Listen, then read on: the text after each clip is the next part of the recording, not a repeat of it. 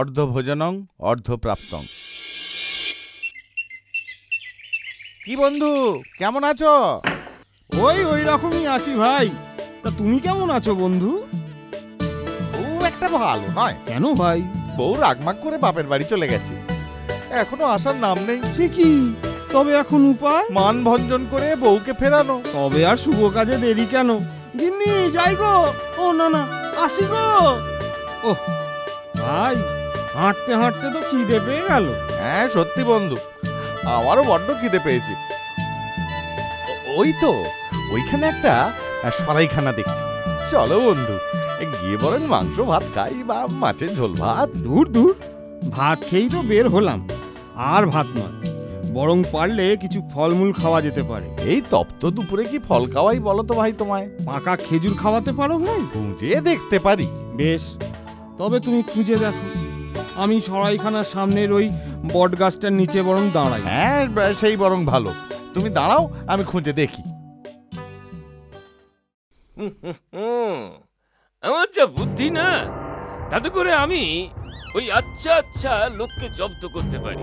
তাহলে এই সরাইখানাটা খুলেছি বলে তাই, নইলে আমি বুদ্ধির জোরে হয়তো ওই দিল্লির মসনদেও বসতে পারতাম। আর হাসিও না ভাই, আর হাসিও না। তোমার কি মনে হয় আমি তোমার সাথে রসিকতা করছি? তাই তো মনে হয়। যদি প্রমাণ দিই?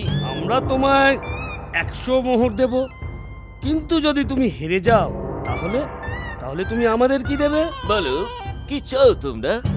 তবে হ্যাঁ, আমার সাধ্যের মধ্যে চেয়েও স্বর্গের অমৃত চেয়ে বসেও না, জানো দিতে পারবো না। হ্যাঁ ভয় নেই, স্বর্গের অমৃত চাইবো না, আর তোমার হৃৎপিণ্ডটাও চাইবো না। তবে হ্যাঁ, তুমি যদি শর্তে হেরে যাও তাহলে তুমি আমাদের খাওয়াবে। খাবো?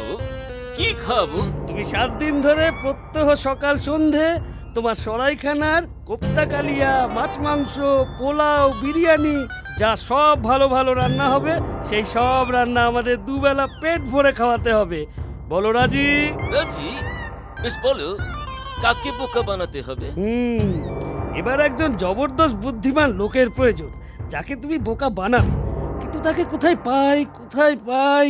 আরে এই দেখো, আমাদের সরাইখানার বাইরে কে দাঁড়িয়ে আছে? কে বলো তো? চিনতে পারছো না? আমাদের নদিয়াধিপতি মহারাজ কৃষ্ণচন্দ্রের বিদূষক। হ্যাঁ, গোপাল ভাঁড়। কিন্তু ওরকম চাদর মাথা দিয়ে দাঁড়িয়ে আছে কেন? বোধহয় বাইরের প্রখর সূর্য তাপ থেকে মাথাটা বাঁচানোর জন্য।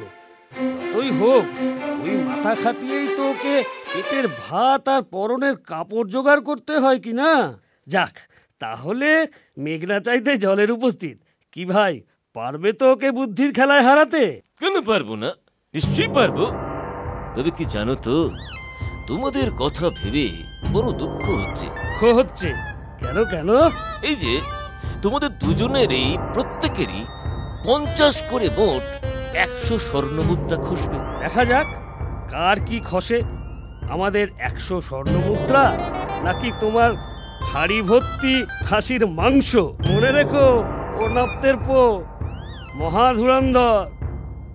ডাকি তাহলে? হ্যাঁ, ডাকো।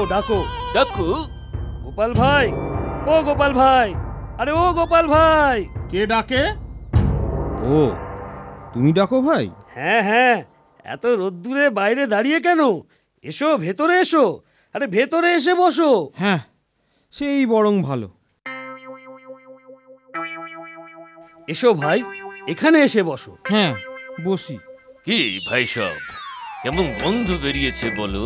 দারুণ। পাঁঠার মাংস বুঝি? বাহ, দারুণ খোঁজবা বেরিয়েছে। জানো তো ভাই, ঘ্রাণেনো অর্ধ প্রজনন। হ্যাঁ, জানি। অর্ধেক যখন খেয়েছো, তখন কিন্তু এক বাটি মাংসের অর্ধেক দাম দিতে হবে, মাত্র 10 পয়সা। আগে দেবে আমাদের গোপাল ভায়া। কই ভায়া, দাও। হ্যাঁ, দাঁড়াও, দি। এটা কি বলো তো? 20 পয়সা? প্রবাদে যেমন আছে ঘ্রাণেন অর্ধভোজনং, তেমনি এটাও জানবে দর্শনে অর্থপ্রাপ্তং। ব্যাস 20 পয়সা দেখলে, অর্থাৎ তোমার 10 পয়সা পেয়ে গেলে। তু গেলে হেরে গেলে তু। হ্যাঁ ভাই, আমি আমার হার স্বীকার করছি।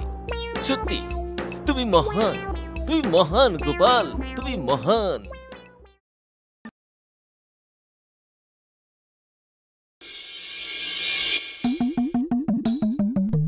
আজ পূর্ণিমা, আকাশে কেমন সুন্দর পূর্ণচন্দ্রের উদয় হচ্ছে।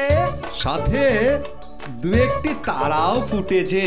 আচ্ছা সেনাপতি মশাই, বলতে পারবেন আকাশে কটি তারা? কি করে বলবো মহারাজ, আমি কি জ্যোতিষী? গোপাল, তুমি পারবে? নিশ্চয়ই পারবো। তবে বলো তো আকাশে কটি তারা? সাবধান, ভুল হলে কিন্তু কঠিন শাস্তি পেতে হবে। ঠিক আছে ঠিক আছে। শুনুন মহারাজ, আপনার বাগানের ওই তেঁতুল গাছটা দেখতে পাচ্ছেন? হ্যাঁ। ওই তেঁতুল গাছে যতগুলো পাতা আছে তার সাথে আর মাত্র 1001 যোগ করলে যে যোগফল হয়, সেটাই হলো আকাশে তারার সংখ্যা। তোমার কথা ঠিক না ভুল কি করে জানবো? ওই যে তারপর একটা একটা করে আকাশে তারা গুনে সেই যোগফলের সাথে মিলিয়ে দেখবেন আমার কথা ঠিক না ভুল। তবেই হয়েছে। ওই অত বিশাল তেঁতুল গাছের পাতা একটা একটা করে গুনতে তো 1 যুগ লেগে যাবে। ততক্ষণে গাছটা আরো বিশাল হবে, আরো নতুন নতুন পাতা গজাবে, পুরনো পাতা খসে যাবে। সেই সময়ের মধ্যে আকাশেও কত নতুন নতুন তারা আসবে, পুরনো তারা খসে যাবে। তুমি থামো দেখিনি গোপাল, তোমায় কথাটা জিজ্ঞাসা করাটাই ভুল হয়েছে। যাক, স্বীকার করছো তাহলে? সত্যি গোপাল, তোমার উপস্থিত বুদ্ধি প্রশংসনীয়। ব্যাস, এবার আমাদের ভালো মানুষ রাজা তোমাকে প্রচুর পুরস্কার দেবেন। না, পুরস্কার আমি এখন না, কাল রাজসভায় দেব। আচ্ছা মহারাজ, এখন আসি তবে, সন্ধে হয়ে এলো। হ্যাঁ হ্যাঁ, এসো এসো।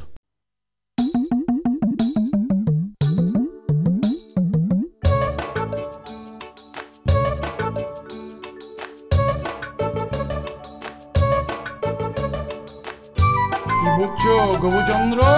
কাল আবার পুরস্কার পাবে গোপাল। চিন্তা করতে হবে না, কাল বেটাকে এমন প্যাচে ফেলবো না, পুরস্কার পেতে হবে না, তার বদলে ঘাট ধাক্কা খাবে।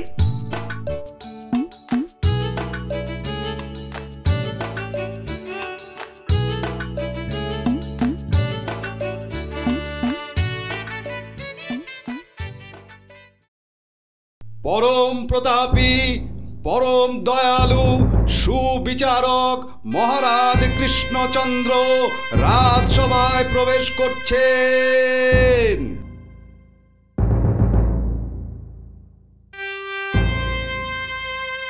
জয় মহারাজ কৃষ্ণচন্দ্রের জয়, জয় মহারাজ কৃষ্ণচন্দ্রের জয়, জয় মহারাজ কৃষ্ণচন্দ্রের জয়।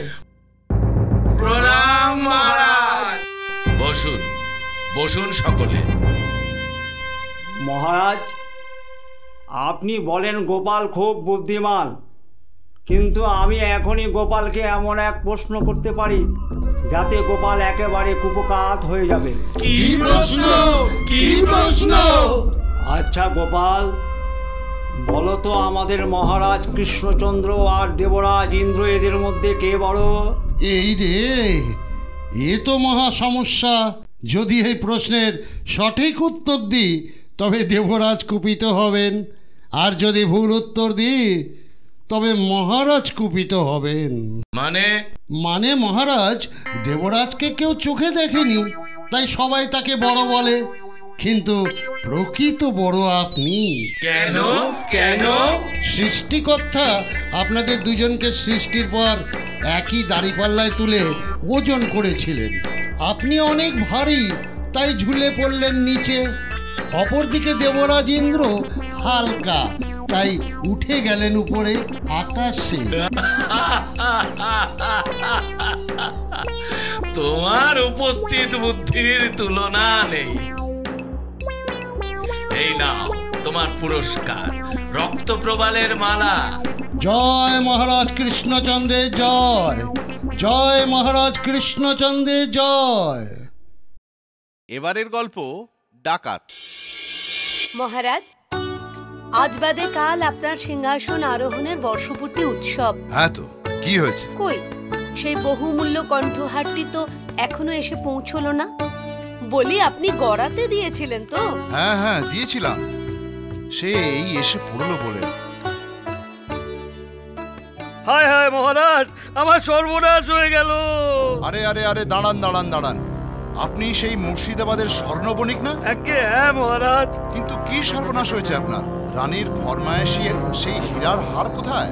সর্বনাশ হয়ে গেছে মহারাজ, সে হার টাকাতে লুট করেছে মহারাজ। আমি জানি না মহারাজ, আমার ওই হাড়ি চাই। নদিয়া রাজ্যে ডাকাতি, এ তো খুব একটা ভালো খবর নয়। আচ্ছা বণিক মশাই, আপনি সেই ডাকাতকে দেখলে আবার চিনতে পারবেন? নিশ্চয়ই পারবো। তার মাথায় বাবরি চুল, ছোট করে ছাঁটা, গোঁফ দাড়ি বিহীন মুখ, গালে একটা বড় জরুর, দুই কানে। আর আর কি বৈশিষ্ট্য আছে? ওই যে বললুম, বাঁ গালে একটা বড় জরুর। এইবার দেখুন তো। হ্যাঁ হ্যাঁ, এইবার একদম ঠিক হয়েছে মহারাজ। এইবার এই চিত্রটা আপনি বাজারের মধ্যে আটকে দিন, আর চিত্রকর তুমি এই চিত্রের আরো কিছু নকল তৈরি করো। মহারাজ, সেই নকলগুলো পথে ঘাটে আটকে দিতে হুকুম করুন। তাতে লাভ? সবাই সেই ডাকাতকে চিনতে পারবে, আর তাতে খুব শীঘ্রই ডাকাতও ধরা পড়বে। হ্যাঁ মহারাজ, গোপালের বুদ্ধিটা মন্দ নয়।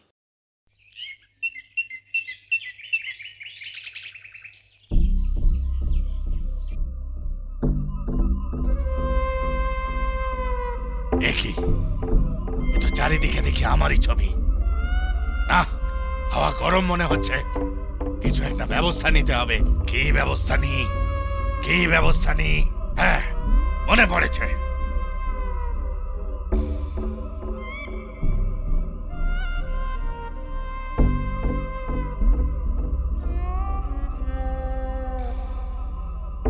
বমকালি, বমকালি, বমকালি। সন্ন্যাসী ঠাকুর প্রণাম। আয়ুষ্মান ভব। কিন্তু পুত্র, এক সামান্য হারের জন্য এত চিন্তা? চিন্তা করো না, চিন্তা করো না, সময় হলে ওই হার ঠিক তুমি পাবে। সন্ন্যাসী বাবা, আপনি যে অন্তর্যামী। বাবা, ওইসব যোগ সাধনার ফল বুঝেছ? না না, ওইসব যোগ সাধনা টাধনা নয়। আমি আসলে মহাকালীর নাম জপ করছিলাম, তখন মাই আমাকে সব কথা খুলে বললেন, আর এও বললেন যে কিভাবে ওই হার আপনি ফেরত পাবেন। কি করে ফেরত পাবো? একটু এদিকে আসুন রাজা, এই কথাটা আমি একটু সঙ্গোপনে বলতে চাই। বেশ, চলুন তবে।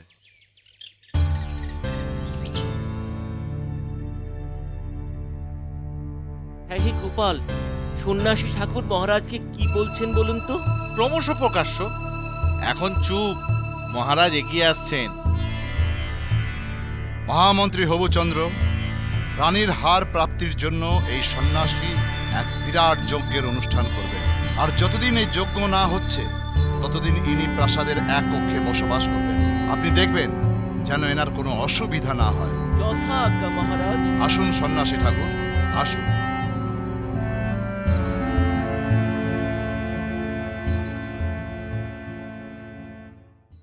আরে সন্ন্যাসী ঠাকুর প্রণাম। তারপর রাত্রে ঘুমের কোনো ব্যাঘাত হয়নি তো? আগে না মহারাজ। প্রণাম মহারাজ। এই তো, তুমি সঠিক সময়ে এসছো। ইনি সেই সন্ন্যাসী। সন্ন্যাসী ঠাকুর, এই ছেলেটি আমার রাজ্যের এক বিখ্যাত চিত্রকর, কলা শিল্পে উন্নতির জন্য আপনার কাছে আশীর্বাদ নিতে এসছে। কি হলো? আমায় দেখে ওরকম চমকে উঠলে কেন? আসলে আপনার শরীরে এক অদ্ভুত জ্যোতি লক্ষ্য করলাম। সবই মায়ের লীলা। বমকালি বমকালি বমকালি হবে, তোমার হবে। তুমি চিত্রকর হিসাবে একদিন সারা ভারতবর্ষে নাম করবে। এখন আসি তবে। প্রণাম সন্ন্যাসী।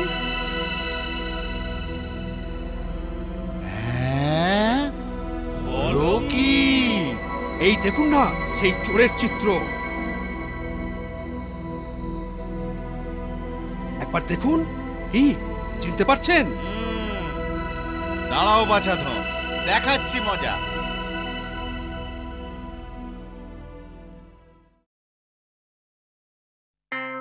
বেটা ঘুমোচ্ছে, এই সুযোগ। মন্ত্রী মশাই, লঙ্কার বাটাটা দিন তো। এই নাও।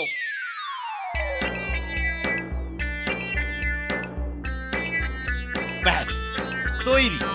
এবার এটা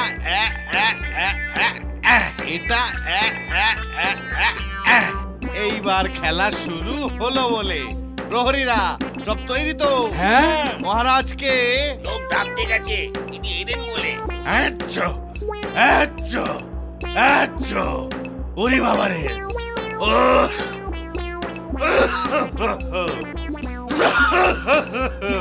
চোখ জ্বলে গেল, জ্বলে গেল। আগুন আগুন আগুন লেগেছে, আগুন। আগুন? ওরে বাবারে, ওরে বাবারে, ওরে বাবারে।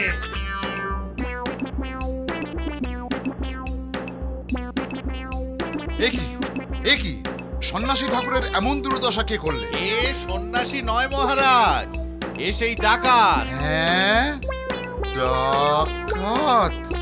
তবে হীরার হারখানি কোথায়? আগে এই যে মহারাজ। মহারাজ, দয়া করে আমাকে ছেড়ে দিন মহারাজ। আমি কথা দিচ্ছি ভবিষ্যতে আর এরকম করব না মহারাজ। কিন্তু গোপাল, একটা কথা মাথায় ঢুকছে না আমার। ও ডাকাত প্রাসাদে এলো কেন? ওর কি প্রাণের কোনো মায়া ছিল না? ছিল মহারাজ, আর সেই জন্যেই ও ছদ্মবেশেই রাজপ্রাসাদে এসেছিল। কারণ প্রহরীরা তো পথে ঘাটে চোর ডাকাত খুঁজবে, প্রাসাদে নয়। যাক, তোমার বুদ্ধির জোরে আজ ডাকাত ধরা পড়লো। এই নাও তোমার পুরস্কার। আমার বুদ্ধির জোরের থেকেও বড় ছিল চিত্রকরের পর্যবেক্ষণ ক্ষমতা। তাই প্রকৃত পুরস্কার ওরই পাওয়া উচিত। এই নাও ভাই। এবারের গল্প গা চাটাচাটি ব্যাপার। বেটা গোপালকে কোনো মতেই তো জব্দ করতে পারছি না। যত জব্দ করার চেষ্টা করছি ততই বেটা ফসকে যাচ্ছে। হ্যাঁ, ঠিক যেন কলা গাছ, যতই কাটো ঠিক ফুরে বেরোবে, বেরোবেই বেরোবে। এদিকে গোপালকে জব্দ করতে গিয়ে আমাদের বেশ কয়েকটা শত্রু জুটেছে। স্বয়ং গোপাল, মহারাজ কৃষ্ণচন্দ্র, কবিরত্ন, আরো না জানি কে। আচ্ছা মহামন্ত্রী, আমরা তো বরাবরই গোপালকে জব্দ করার উপায় খুঁজি, কিন্তু আমার বড় জানতে ইচ্ছে করে স্বয়ং মহারাজের কি ইচ্ছা। তিনিও কি চান গোপালকে জব্দ করতে? হ্যাঁ, কথাটা না মন্দ বলেননি বটে। সত্যি তো, এই কথা তো আমারও মাথায় আসেনি। চলো তাহলে আজ একটু তাড়াতাড়ি পা চালাই। সভা শুরুর আগেই এ ব্যাপারে মহারাজের সাথে কথা বলতে হবে। হ্যাঁ হ্যাঁ, চলো চলো চলো। হ্যাঁ হ্যাঁ, চলো চলো চলো।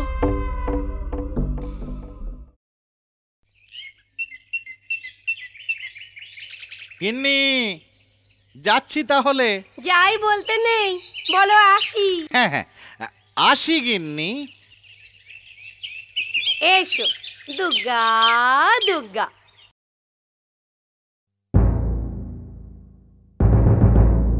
হ্যাঁ, কথাটা যখন জিজ্ঞাসা করেই বসলে তখন তো বলতেই হয়। হ্যাঁ, গোপালকে জব্দ করতে পারলে আমারও খুব মজা হয়, কিন্তু কি করে যে জব্দ করব সেটাই তো ঠিক বুঝে উঠতে পারছি না। কি কবিরত্ন, বুদ্ধি খাটিয়ে আপনি কোনো উপায় বের করতে পারবেন নাকি? না, আমি কবি মানুষ, সাহিত্য চর্চা করে সময় কাটাই। ওসব কূট বুদ্ধি আমার আসে না। মহামন্ত্রীর উর্বর মস্তিষ্ক ওসব বুদ্ধি বরং মহামন্ত্রীর মাথা থেকেই বের হবে। কি বলেন মহামন্ত্রী? দেখলেন তো মহারাজ কবিরত্নের টিপ্পনিখানা। থাক থাক থাক, তোমাদের জিজ্ঞাসা করাটাই আমার ঘাট হয়েছে। আমি বরং বুদ্ধি খাটিয়ে কিছু একটা ব্যবস্থা করব। হ্যাঁ, সেই ভালো। মহারাজ, আপনি বরং আমাদের উপর দায়িত্ব না দিয়ে নিজেই বরং ঠান্ডা মাথায় চিন্তা করুন। চিন্তা করুন আর আমার বিদ্যা সুন্দর কাব্য শুনুন। প্রণাম মহারাজ, প্রণাম সভাসদগণ। আরে গোপাল, এসো এসো এসো, বসো। তারপর কবিরত্ন মশাই, ওটা আপনি কি খুলছেন? বিদ্যা সুন্দর কাব্য, আদি রসে পরিপূর্ণ। দেখে দেখে দেখে অমন কাত করে খুলবেন না। কেন গোপাল? রস গড়িয়ে পড়বে যে, তারপর সেই রসে মাছি পিঁপড়ে সে এক একাকার কাণ্ড হবে একেবারে। ভয় পেও না গোপাল, এ রস হলো আদি রস, হৃদয়ে জমে থাকবে, তরল হয়ে গড়াবে না। ও যাক, তাহলে খুবই ভালো। কবিরত্ন, তাহলে আপনি রসের ভান্ডার খুলুন। না কবিরত্ন, খুলবেন না। কেন মহারাজ? গতকাল রাত্রে আমি এক স্বপ্ন দেখেছি। তা সেই স্বপ্নের কথা যতক্ষণ পর্যন্ত না গোপালকে বলতে পারছি, ততক্ষণ আমার হৃদয় শীতল হবে না। আর হৃদয় শীতল না হলে আমিও মনোযোগ দিয়ে আপনার কাব্য শ্রবণ করতে পারবো না। ওহ, যতক্ষণ না স্বপ্নের কথাটা আমি গোপালকে বলতে না পারছি, ততক্ষণ আমি শান্তি পাচ্ছি না। ওহ, মনে হচ্ছে আমার পেট যেন ফেঁপে যাচ্ছে। বলুন না মহারাজ, কি স্বপ্ন দেখেছেন আপনি? রাজ স্বপ্ন শোনা তো আমাদের সৌভাগ্যের কথা। তবে শোনো, স্বপ্নে দেখলুম কি জানো গোপাল, তুমি আর আমি এক অজানা জায়গায় বেড়াতে গেছি। আশেপাশে কোনো লোকজন নেই, দুপাশে শুধু বিরাট দিঘি, আর মাঝখান দিয়ে পায়ে চলার পথ, তাও চড়া নয়, সরু। আর সেই দুপাশে দিঘি দুটোর একটা ক্ষীরের আর একটা বিষ্ঠার। তুমি আর আমি সেই সরু পথ ধরে চলতে চলতে একেবারে দিঘিতে ধপাস। তুমি পড়লে বিষ্ঠার দিঘিতে আর আমি ক্ষীরের দিঘিতে। তা হ্যাঁ গোপাল, দেখো তো তোমার গায়ে আর বিষটা লেগে আছে নাকি? হ্যাঁ সত্যি, অনেকক্ষণ ধরে বিষটার গন্ধ বেরোচ্ছে। মহারাজ তো স্বপ্ন দেখেছেন, সত্যি সত্যি কি আর এই ঘটনা ঘটেছে? ঘটেনি, কিন্তু ঘটতে কতক্ষণ? হ্যাঁ জানো তো, রাজ স্বপ্ন কখনো মিথ্যা হয় না। কি বলো গোপাল? হ্যাঁ, তা ঠিকই বটে। তবে কি জানেন মহারাজ, ঠিক এই একই স্বপ্ন গতকাল রাত্রে আমিও দেখেছিলাম, তবে লজ্জায় বলতে পারলুম না। সত্যি মহারাজ, আপনি যা দেখেছেন তা একদম সত্যি। তবে কি স্বপ্নটা আপনি কিন্তু পুরোটা দেখেননি, আমি কিন্তু পুরোটা দেখেছি। পুরোটা দেখেছো মানে? মানে ওই গা চাটাচাটি ব্যাপারটা আর কি। গা চাটাচাটির ব্যাপার মানে কি বলছো? পরিষ্কার করে খুলে বলো তো গোপাল। শুনুন তাহলে। তারপর আপনি আর আমি দুজনেই এই দুই দিঘি থেকে পাড়ে উঠল, কিন্তু ওই অবস্থায় আমরা বাড়ি ফিরবো কি করে? আমি তো ভেবে কোনো কুল কিনারাই করতে পারলাম না। শেষে আপনি বুদ্ধি দিলেন।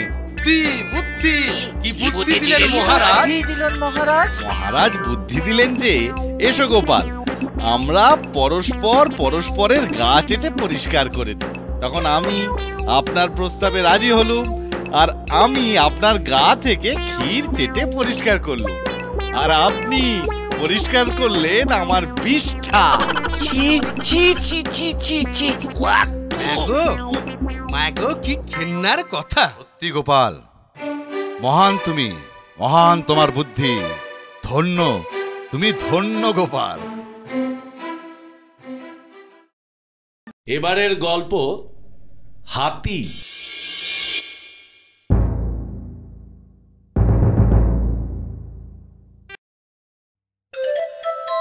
প্রণাম মহারাজ। এ তুমি কি চাও? মহারাজ, আমি একজন গায়ক, ধ্রুপদী সঙ্গীত চর্চা করি। অনেক দিনের ইচ্ছে যে আপনাকে গান শোনাবো। বেশ, শোনাও তবে। যথাজ্ঞা মহারাজ।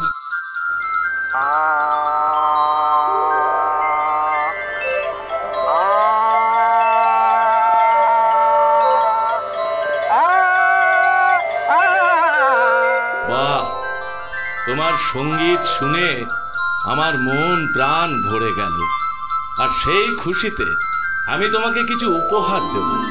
মহামন্ত্রী, এনাকে কি উপহার দেওয়া যায় বলো তো?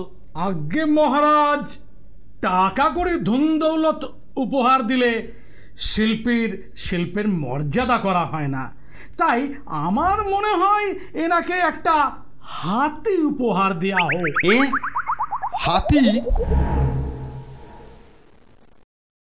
হ্যাঁ, সে কি গো, মহারাজ দিলেন আর তুমিও নাচতে নাচতে নিয়ে চলে এলে? নিজেদেরই নুন আনতে পান্তা ফুরোনো অবস্থা, তা একে তুমি কি খাওয়াবে শুনি? কিন্তু মহারাজের দেওয়া উপহার ফেরত দিই কেমনে? তবে আর কি, এ হাতির খোরাক জোগাতে গেলে যে ঘটি বাটি বেচতে হবে। তা ভালো, ঘটি বাটি বেচেই বরং খাওয়াও। কি গো গায়ক ভাই, এত চিৎকার চেঁচামেচি কিসের? আর বলো না ভাই, আজ সকালে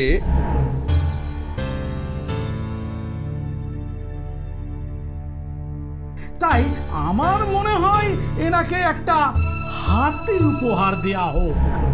এবার বলো তো গোপাল ভাই, আমি গরিব মানুষ, হাতি পোষার সামর্থ্য আমার কোথায়? এদিকে রাজার দেওয়া উপহার ফেরত দিলে তাকে অসম্মান করা হয়। তুমি একটা কিছু উপায় বের করো গোপাল ভাই, যাতে সাপও মরে আবার লাঠিও না ভাঙে। বেশ, শোনো তবে। তাহলে এখন চলি ভাই, ঠিক সময় রাজসভায় দেখা হবে।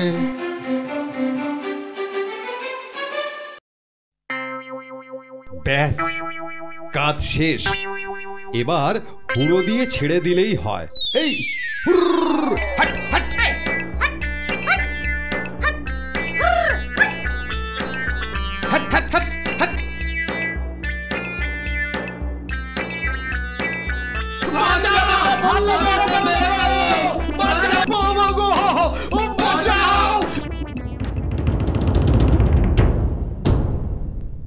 সে কি, হাতিতে সমস্ত হাট লন্ডভন্ড করে দিয়েছে। তবে মহারাজ, গলায় যখন ঘন্টা বাঁধা, তখন মনে হয় কারোর পোষা হাতি হবে। প্রহরী, হাতিটাকে ধরে এনে আমার হাতিশালায় বেঁধে রাখো, আর হাতির মালিককে অনুসন্ধান করে তাকে বেঁধে নিয়ে এসো। যথা আজ্ঞা মহারাজ।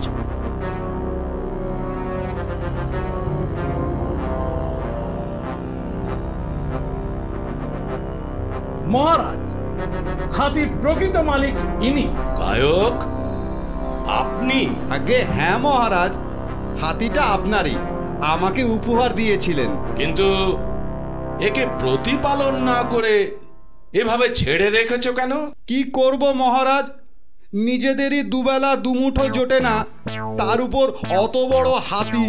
তাই ওকে ভালো করে বাজনা শিখিয়ে গলায় ঘন্টা বেঁধে ছেড়ে দিয়েছিলাম। ভেবেছিলাম বাজনা শুনিয়ে লোককে খুশি করে নিজের পেট নিজেই চালিয়ে নেবে। কিন্তু এর ফল হলো ঠিক উল্টো। হাতির উৎপাতে হাট বাজার সব বন্ধ হলো। আমি বলি কি মহারাজ, আপনি বরং এই গায়ককে একটা জনপদ দান করুন, তাতে তার অন্নবস্ত্রের সংস্থান হবে, আর দুশ্চিন্তা মুক্ত হয়ে তিনি মনের সুখে গান বাজনাও করতে পারবেন। বুদ্ধিটা মন্দ নয়। ঠিক আছে, তোমার কথা মতোই কাজ হবে। সত্যি গোপাল, গরিব গায়ক থেকে আমায় একেবারে জায়গিরদার বানিয়ে দিলে। ধন্য ধন্য তুমি গোপাল।